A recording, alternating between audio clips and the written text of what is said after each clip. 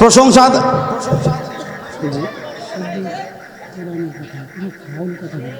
কোরআন থেকে তো আলোচনা করতেছি শুধু এক কথা না, কোরআন থেকে তো বলতেছি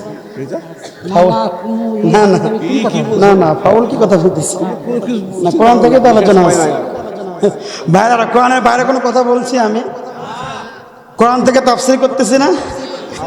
আমরা তো কোরআন থেকে আলোচনা করবো, চিল্লা বলেন ঠিক কিনা? আমি তো কোরআন থেকে আলোচনা করার জন্য এখানে আসছি। কোরআন থেকে আলোচনা হবে ইনশাআল্লাহ। যুবক ভাইরা কাকা রাজি আছো? দুইটা হাত আসমানের দিকে তুলে লিল্লাহি তাকবীর, লিল্লাহি তাকবীর।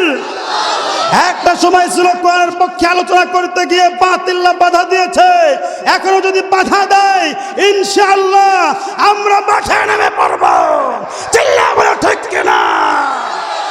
একটা সময় আমরা দেখেছি রসুলের বিরুদ্ধে মাঠে মাঠে স্লোগান দিয়েছে, কথা বলেন ঠিক কিনা? দিয়েছে কি দেয় নাই? কোরআনের বিরুদ্ধে 144 জারি করেছে, কোরআনের বিরুদ্ধে অবস্থান নিয়েছে। আমার ভাইয়ের, আমার বন্ধুগণ, আমি বলতে চাই এখনো যদি কোরআনের বিরুদ্ধে কে অবস্থান নেয় ইনশাআল্লাহ শরীরের শেষ রক্তবিন্দু থাকা পর্যন্ত ইনশাআল্লাহ ময়দানে থাকব। মুনাফিকের আলোচনা কোরআনের মধ্যে আছে কি নাই? আল্লাহ যেহেতু মুনাফিকের আলোচনা কোরআনে করেছেন, মুনাফিকের আলোচনা করলে অনেকের গায়ে জ্বালা ধরে যাবে, কথা বলেন ঠিক কি না? মুনাফিকের আলোচনা করলে যাদের গায়ে জ্বালা ধরবে, আমি মুফতি শামীম আল মিসবাহকে ধমক না দিয়ে, কাউন্টার না করে চোখটা আসমানের দিকে তুলে দেখেন পারেন কিনা আল্লাহকে একটু ধমক দিতে? সাহস আছে?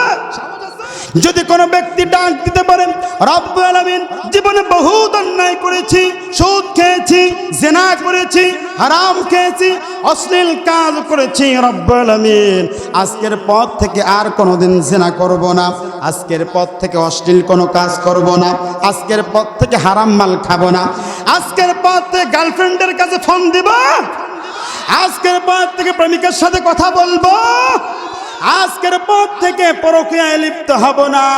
যদি কোনো ব্যক্তি রব্বুল আলামিনকে ডাক দিয়ে চোখের পানি ফেলতে পারে, জীবনের সব গুনাহগুলো মাফ করে দিতে পারেন তিনি কে? লিল্লাহি তাকবীর, লিল্লাহি তাকবীর। তাহলে এখানে বসে লাভ আছে কি নাই? কথা বলেন, লাভ আছে কি নাই? তাহলে এই সমস্ত মাহফিলগুলোতে বসার দরকার আছে কি নাই? এরপরও কিছু মানুষ বাড়ি থেকে ঘুমাবে, কথা বলেন ঠিক কিনা? আমি প্রায় মাহফিলে একটা উদাহরণ দেই, মানুষ যখন ধান